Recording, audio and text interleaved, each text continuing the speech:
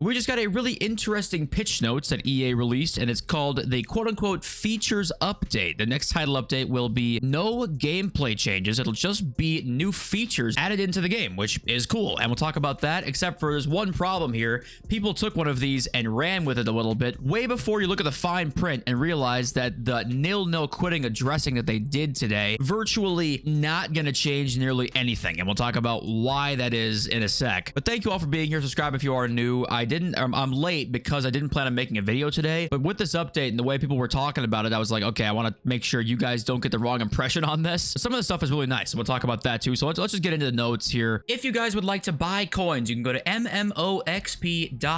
There will be a link in the description. They are the cheapest and safest option. You can use my code JFC at checkout for a 5% discount. We will talk about some news and stuff in this video today too, but I don't have a ton of time. We got the increase of active Evo slots up to 2. That's great. That's objectively a fantastic change. We'll talk about, or sorry, we talked about that yesterday a bit, so that's not really new, but that's great news. New overall search filter in Ultimate Team. Okay, that's really nice. At least sounds like a nice little quality of life change there. The third bullet point was progress around players getting wins when Football Ultimate Team matches end early, which would be the 0-0, 1-1 draw game quitting, right? Last bullet point, slightly updated starter packs for new Football Ultimate Team clubs, so that doesn't really matter for us, but okay. We'll get into the important stuff here. This, though, is important actually before we even get into the update. We saw your positive reactions to the previous gameplay refresh update and want to make sure we're maintaining a consistent gameplay experience, so we are not making any changes to the balance of the game in this update, which I think that, yeah, the gameplay update is probably better than the old version, but the interceptions and the tacklebacks right now are so bad that it does kind of suck to see that we're not going to get any changes probably for the next week or two, right? At least that's what I would assume, because there's none in this update. Usually there's one every couple of weeks, so it's going to be a couple weeks. So with this exact gameplay that we've got right now, which, how do you feel about that? And they do say here, we are continuing to review your feedback around gameplay and will make further updates based on it in the future. So, okay, this one, Evo's changing to 2 active ones at once, is obviously great. We had that rumored coming yesterday and it was confirmed. And if you want to know what they're changing with starter packs, they're making them, I guess, more reflective of the current point in the season. So if you start a new club, apparently you're going to have better packs than you probably would have in the past, is kind of the whole point of that change there. The new overall search filter in Football Ultimate Team, okay, that's a nice quality of life change, searching by ratings. Now it does say here in the fine print here, once again, they are adding this into searches in your club, SBCs, rush, and evolution. So looks like there will not be a market filter, which I think is probably would have been the most useful part of this, would be searching for an 83 rated card or an 84 rated card, right? But it looks like that will not be the case. Still a good change, like still a good addition in there, not having to cycle through a bunch of shit, but I think that the most useful part actually won't be able to be used with this new change. So not to hate on it, it's still a nice change, still a nice quality of life change there. And obviously the 2 Evo change is objectively a fantastic change, right? I don't want to get that fucked up because I'm going to hate on this change here a little bit and see if we're going to read this whole thing out and see if you guys catch where like the fine print actually makes this change not very good, actually. Okay, let's read through it. We have heard the feedback and the frustration about not receiving a win when an opponent leaves a tied Football Ultimate Team match. This is a complex space, and we want to ensure fair competitive play. When we change how players get wins, draws, or losses, exploits may occur, impacting fair play, so we must be careful about how we make these changes, which we've talked about on the channel before. Like, hey, why is this not a thing? Why is it when you back out, you don't get a win? We guessed this was why. I said I'm like 99% sure this is why. It's not just to fuck you over on a win. The main problem is they don't trust their system enough to not have a bunch of exploits where people are getting no loss glitches everywhere and going 15-0 in weekend league. That's the problem. So here we go. With that said, we want to try and make progress here. So in an upcoming server release, we'll update how some online matches outcomes are determined. Here is a change. Introduce a new match outcome logic that can result in you receiving a match win when opponents quit during a tied scoreline. This change applies to solo Ultimate Team Division rivals and Champions play, as well as Ultimate Team Division Rivals co-op play. There are a couple of key elements to call out about this change. First, this will only apply when a player uses the quit option from the in-game pause menu when one of the following conditions are met. 45 or more minutes have passed. The quitting player concedes a penalty kick. The quitting player has received a red card. Secondly, there's a limit to how many times a player will be able to receive a win in this scenario. The change includes a cooldown period, and you'll be informed in-game with a pop-up message when that limit limit has been reached. When released, this will be set to 5 in a 24-hour period. And bear with me, we'll get into all of this here in a sec. Our aim, as always, is to provide a safe and fun environment free from cheating. Therefore, what is listed here, including the daily limits, may change based on our analysis and/or observations that these changes are negatively impacting the player experience.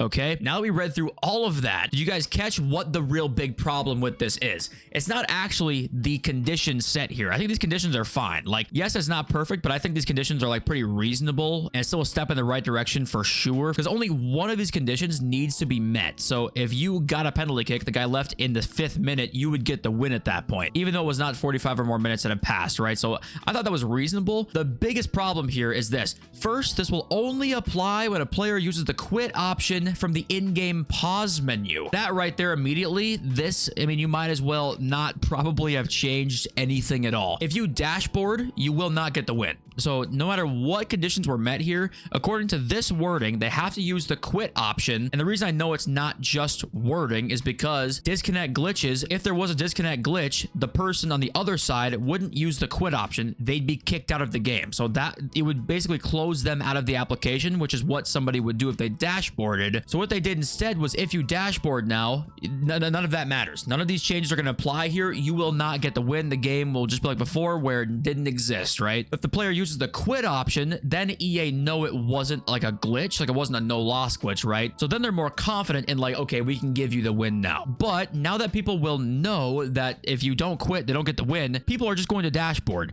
If people wanted to quit the game for the sole purpose of not giving you the win, this is not going to change that at all. It's unfortunate, but yes, you might see once in a while a player use the pause menu to quit, and then in that case, yeah, it's good. But even if they use the pause menu to quit and it's 0-0 in the 23rd minute, you still don't get the win. So I appreciate that this is being thought about. It's being addressed here. Like, they addressed it, but this change is basically a we do not trust ourselves enough to actually stop these no loss glitches, and your experience is going to suffer basically permanently because of that, because they even said here this change might be too good. They literally were like, we're gonna look at our data here, and this may change if this is negatively impacting the player experience, not if it's positively impacting where you'll get more of a cooldown period. No, if this is negatively affecting it, we're going to make this worse. So unfortunately, I was really happy to see this, and this was getting, I mean, like, I saw a Sheriff tweet or like top 3 replies here. Like, I was so happy to see this. Like, I was so happy to see EA are listening, but this is not a change that really helps us at all, and that's really unfortunate, because I do think this change is really nice here for sure, and the 2 Evo slots obviously is a great change for everybody. Like, that's objectively a good change, but the no quitting thing was just not fixed today, and it's not even for these reasons here, not even for the 3 conditions. I think the 3 conditions are actually pretty reasonable. The last paragraph down here, they do say, we understand that this change will not resolve all of the cases where the community has expressed frustration. However, we want to be able to make progress here, and our learnings from this initial change will help inform any further potential changes. There is still hope that maybe one day we see, yeah, if you dashboard, you get the win, or any time at all if they quit, you'll get the win. There's hope for that, and this, I guess, is proof there's hope for that, obviously, because they are thinking about it, which is nice, but this change, unfortunately, just isn't really helping too much. Now, what is hilarious to me is that I tweeted this out earlier today, actually. Before we had the pitch notes, about 30 minutes to an hour before, it was actually leaked by Donk that this is going to be a thing. And this was a tweet I saw where there was no, like, only in-game pause menu, so I was very excited for it. And I tweeted out saying, it's hilarious that they were aware of every feature we have asked for years, and we only get it when shit hits the fan and they feel like they have to. I said it's still a big positive, though, except I didn't know at the time the inner workings of it. Yeah, look at this. Right along with all of what I was saying here, something must have really bad happened, guys. I'm gonna be honest with you, this might be, looking into it too deeply, something bad must have happened. The player count in like early November this year must have been catastrophic to like what they thought, because holy shit, all these changes are like, they're pumping them out like crazy. And even though I don't agree with them today, they're still trying, right? And then there was this too. Ash from our live content team has all the details. Like, who the hell is Ash? And I'm glad he's talking to us now, but it's hilarious that they're like, okay, let's have communication now. We have feedback from like game producers, devs, all the shit that they're like, that they knew that they should be doing, right? They knew the problems. They knew they should be doing this, but guess what had to happen for them to actually like, okay, let's do it. Something had to go wrong. They had to lose money, which is what they did. And here we are. So, hey, if you want more of stuff like this, even though today's change changes. Like the 2 active Evo stuff, very good, right? There's still been some really good changes recently. If you want more of this, those FIFA points need to stay at 0 because it's pretty hilarious seeing all the stuff they're adding now because they think that they absolutely have to, but they've known for a long time that they could be doing this, right? They've known that a live content producer could come on and talk about things, right? They've known that they could do that, but they don't need to, so they don't. But now they feel like, hey, maybe we do need to, and here we are with just better shit for us. And what came out today was a pretty awesome idea. Now, unfortunately, what did happen was you couldn't pick your own Future Stars Evo player, unfortunately, again, like last year, but you can kind of pick your own card, but then sort of make your own card out of it. There's like a bunch of different play styles you can get, like 8 of 15. I think it was Nate tweet about it. It feels like you can really make your own card to your own play style right now. You can add so many different play styles to it. Like, it's a really good idea. And yes, we nitpick, you can't pick your own card, but at least you can kind of make your own card out of the selections that they gave you. So all of this stuff right now, guys, is because either at some point this year or whatever, sometime in the last about couple months, they thought to themselves, we got to pick up our game. Our numbers are not good enough. Simple as that. Whether it be revenue or player count or whatever, these changes aren't here because, oh, we feel like it. It's not the case. But of course, let me know what you think about it. Now let's get into some like content, some leaks and stuff like that. We're gonna go a little bit quicker than normal here. So if you want to pause the video and look through these stats very carefully, just feel free to do that. Van Persie official stats has been leaked here. Still could possibly be an objective, but 2 playstyle pluses, pretty nice card there. We've got World Tour Vitor Roque leaked, which is an interesting one. Stats are official there as well on him, and you know, they tend to make these World Tour cards kind of Evo cards almost. They don't really make them very good. Like, I should say they're good cards, but not anything too crazy, right? They're Evo cards. We keep going. Trickster Mbappe. We talked yesterday about Mbappe. What's it going to look like? They gave the guy Trickster Plus, which definitely is one of the choices of all time. And just at that point, he's probably going to be great still. Like, don't get me wrong, but 1 playstyle plus, he's not going to be evoable pretty much ever. And you're basically stuck with a Trickster Plus Mbappe for like the rest of the year. So just, I don't know, not very good. George Best, though, looks great. And the winner of the FC Pro event can pick one of these icons. It's Ashley Cole, John Barnes, Hierro, Schweinsteiger, Van Nistelrooy, and Bergkamp. So we'll see one of these cards get an SBC here at some point, but those are the list of players they get. Really was such a great idea for them to be like, hey, they can pick anybody, and whoever it is, we'll see. That has now changed to, hey, pick one of these cards we chose that all are, as the cool kids would say, pure mid. The card still could be great, though, but the point is, like, give them the freedom. Like, let them choose. You know, if they want to choose fucking a bronze 48 rated player, let them. Or let them choose R9. You know, I don't know. Let them choose anybody. If you want to know what that final card will look like, it'll have 2 playstyle pluses, 8 base playstyles in this Future Stars Academy player, 91 overall icon chemistry, 5-star weak foot or skill moves there, which is pretty cool. So I'd prefer to be able to like do anybody that we wanted to, but this is as good as it can get without doing that probably. And we have Caicedo winning the Liga F player of the month, a non-Barcelona player. Who would have guessed 2 months in a row, as a matter of fact. Pity points, pity points, I think. And the guys, the 82 by 20s are done.